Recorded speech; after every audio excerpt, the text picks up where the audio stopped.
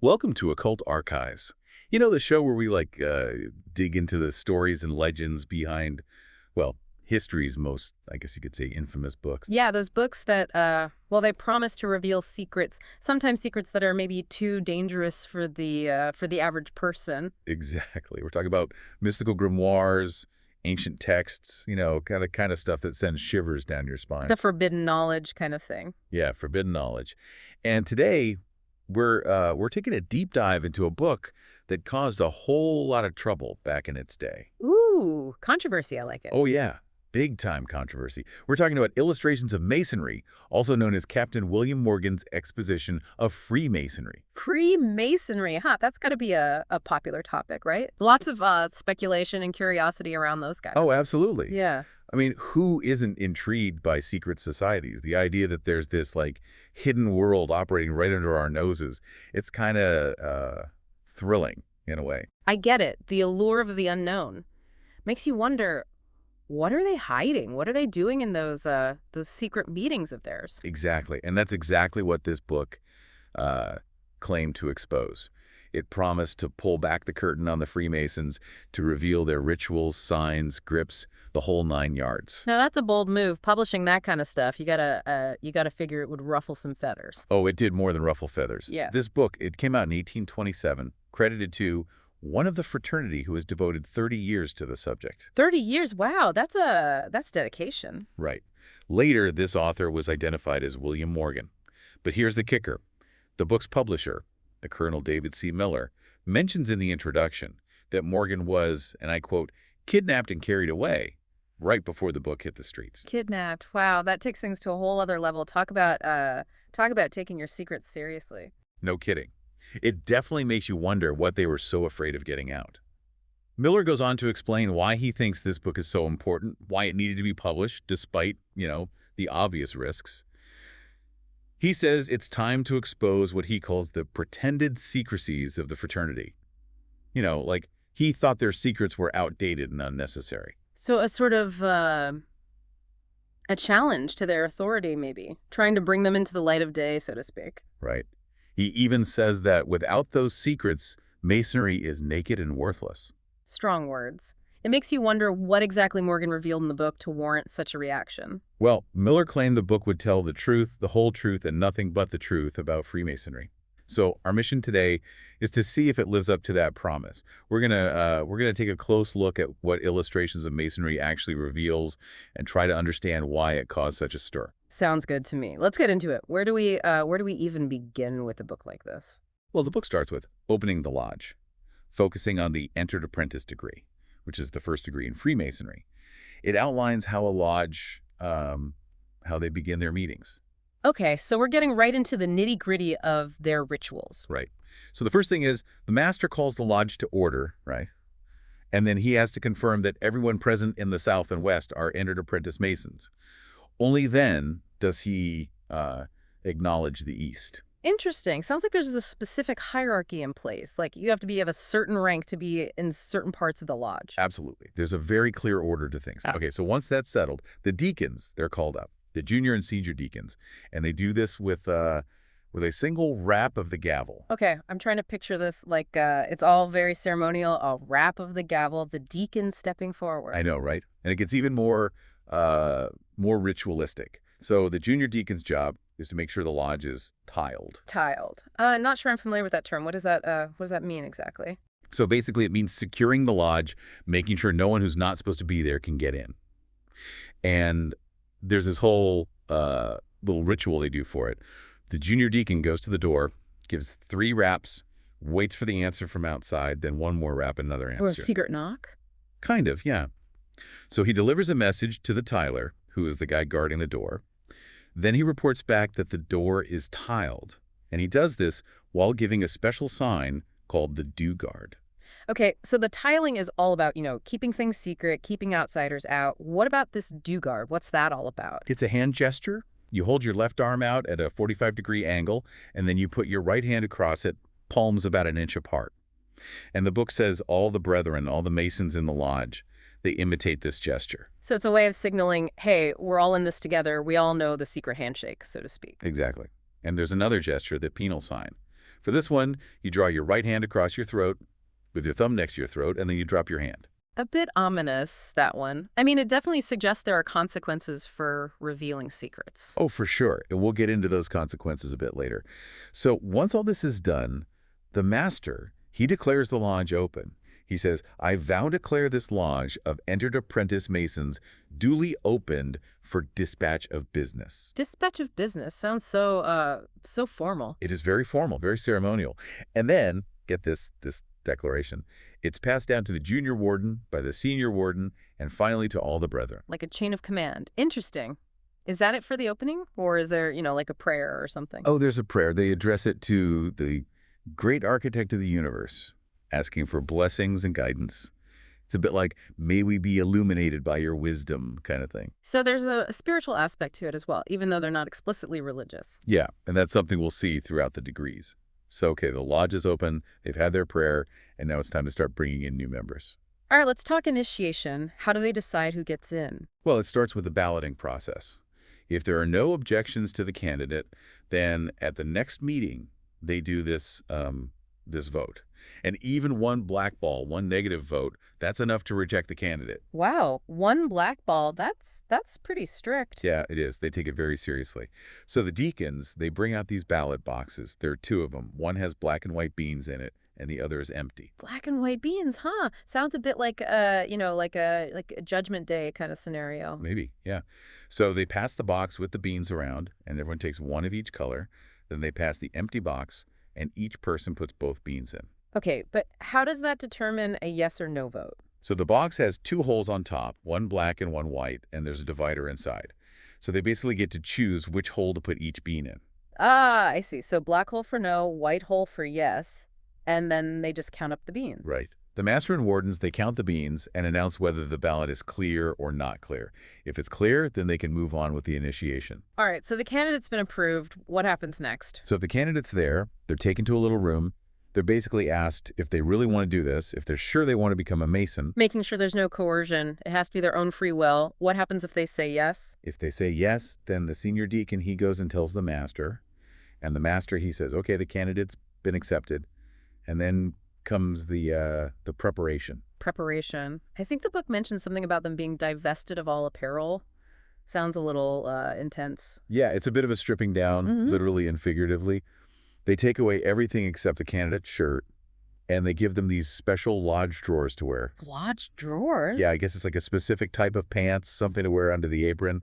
Then they blindfold them. Blindfolded. Interesting. So they can't see what's going on around them? Adds to the mystery. It does, yeah.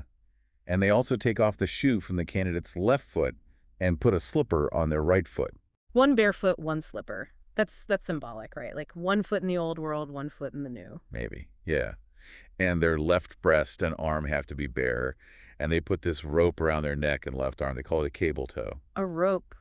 That seems a little rough, like they're being tied up or something. Well, it's definitely symbolic. It's supposed to represent their connection to the lodge and the obligations they're taking on. So they're kind of symbolically bound to the fraternity. Okay, then what? So now they're all prepped, right? Yeah. And they're led to the door of the lodge.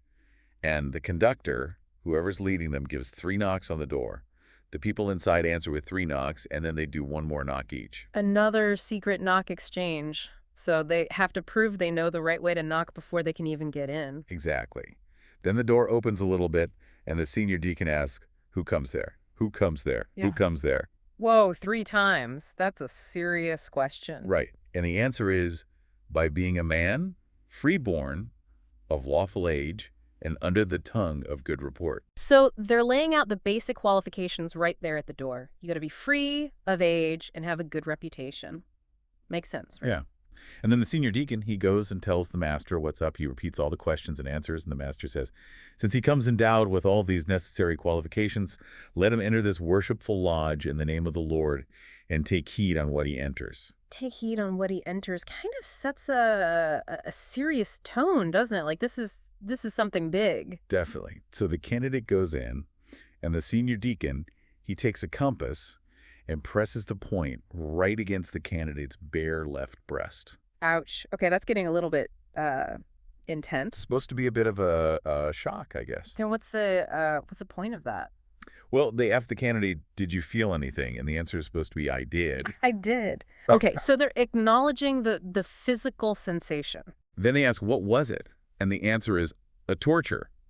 And the senior deacon explains, just like the compass point was a torture, thinking about revealing Masonic secrets should be a torture to the candidate's mind.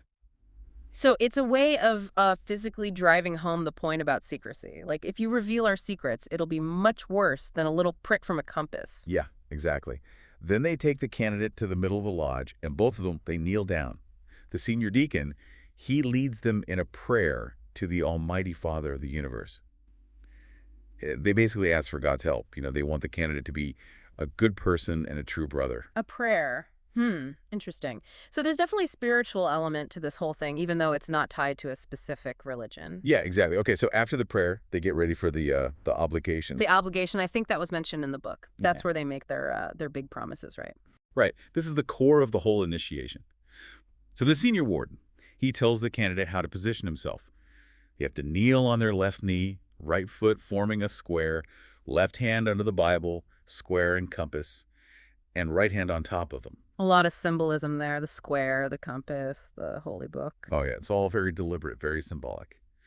Okay, so then the master, he assures the candidate that this oath won't mess with their religion or politics or anything like that. And then he tells the candidate to repeat their name and the oath after him. So what are they actually swearing to do? What does this oath entail? So basically, they're promising to keep the secrets of Masonry. They can't tell anyone what they see or hear in the lodge. They also swear to obey all summonses from the lodge, to help out other Masons in need, and to follow the rules of the lodge. Makes sense. Sounds pretty standard for a secret society. But I think there's also something about a penalty for breaking the oath. Oh, yeah. The penalty is pretty hardcore. They say that if they break their oath, their tongue will be torn out and their body will be buried at sea. Wow. I mean, that's certainly one way to make sure people keep their mouths shut. Right. So after the oath, the master gives this little speech. He talks about how the secrets of Masonry are about to be revealed to the candidate. So it's like a turning point in the ceremony. They've taken the oath, and now they're about to be let in on the big secrets. Exactly. Then the master asks this rhetorical question. He says, "Brother, what do you most desire?" And the answer is, you guessed it, light. Light. That seems to be a recurring theme in Masonry. Oh, absolutely. It represents knowledge, understanding, enlightenment. It's like the whole goal of the Masonic journey. Okay, so they've asked for light. Do they actually get it? What happens next? Well, this is where they get symbolically brought to light. Yeah. They remove the blindfold, and then the master explains the symbolism of the three great lights. The Holy Bible, the square, and the compass. Ah, so that's the light they were seeking. In a way, yeah. The Bible, it's the rule and guide for faith and practice. The square is for squaring their actions. And the compass is to keep them within due bounds. So they all have these moral and ethical meanings. Right. And then there are also the three lesser lights. The lesser lights. Yeah, there are three burning tapers. And they represent the sun, the moon, and the master of the lodge. And these symbolize the regular rule of the lodge. I see. So the greater lights are kind of the universal principles, and the lesser lights are more about the practical workings of the lodge itself. Exactly. Okay, so then the master, he gives them the working tool. The working tools. What are those? So for an entered apprentice, it's the 24-inch gauge and the common gavel. Okay, a gauge and a gavel. I'm guessing those have some deeper meaning as well. So yeah, everything does in Masonry. So the 24-inch gauge, it's about time. Like there are 24 hours in a day, and Masons, they're supposed to divide their time wisely. Makes sense. 8 hours for God and helping others, 8 hours for work, and 8 hours for rest and refreshment. So it's like a reminder to live a balanced life. What about the gavel? The gavel is about getting rid of your vices, like chipping away at the rough edges to become a better person. So it's a symbol of self-improvement. Exactly. Then the new Mason gets a new name. A new name. Really? Yeah. Like a secret Masonic name? Well, not exactly secret, but yeah, they give him the name Caution. Caution. Okay. I can see how that would be relevant given the whole emphasis on secrecy. Right. It's a reminder to be discreet. So they've got their new name. What else did they get? Next, they get the three precious jewels. A listening ear, a silent tongue, and a faithful heart. Those are, they're pretty self-explanatory, aren't they? Be attentive, be quiet, be loyal. Exactly. Good qualities for a Mason to have. And then they get two check words.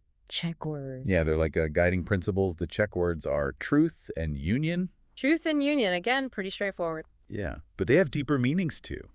Truth is like the foundation of everything, and union is about the bond between Masons. They're supposed to be united no matter what their differences might be. It sounds like they're really trying to build a strong sense of community and shared values. Definitely.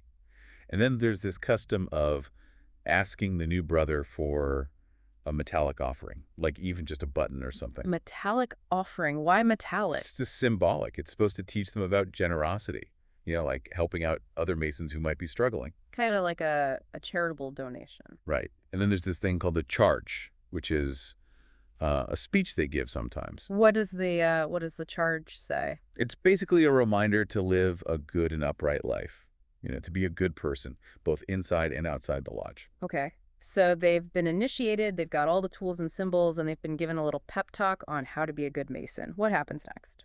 Well, now it's time to close the lodge. Closing the lodge. Is it as ceremonial as the opening? Oh yeah, it's all very ritualistic. So first, someone makes a motion to close. Then the master, he asks the junior deacon about the first and last care of a Mason. And the answer, of course, is to see the lodge tiled. Ah, so they're circling back to that whole security thing again, making sure the secrets stay inside. Right, and they go through all the tiling stuff again. The raps on the door, the messages to the tiler. So it's like a mirror image of the opening, but in reverse. Exactly. And then everyone stands up, officers first and then the brethren, and they give the signs and due guards of the Entered Apprentice degree, just like they did at the beginning. So they're really hammering home the importance of these signs and rituals. I guess repetition is key. It definitely is. Then the master declares the lodge closed. He says, I now declare this lodge of Entered Apprentice Masons regularly closed in due and ancient form. Again, very formal, very precise language. They don't mess around with the protocol. Nope. And then the master instructs everyone to keep it zipped until the next meeting. No blabbing about what went on inside. Again, reinforcing the secrecy thing. It's a big deal for them. It really is. And then he has this little back and forth with the junior warden. He asks how Masons meet, act, and part.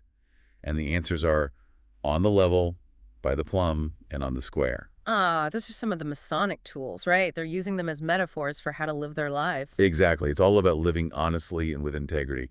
Then they have one last prayer, thanking God for everything, and that's it. The lodge is officially closed. So that's the Entered Apprentice degree.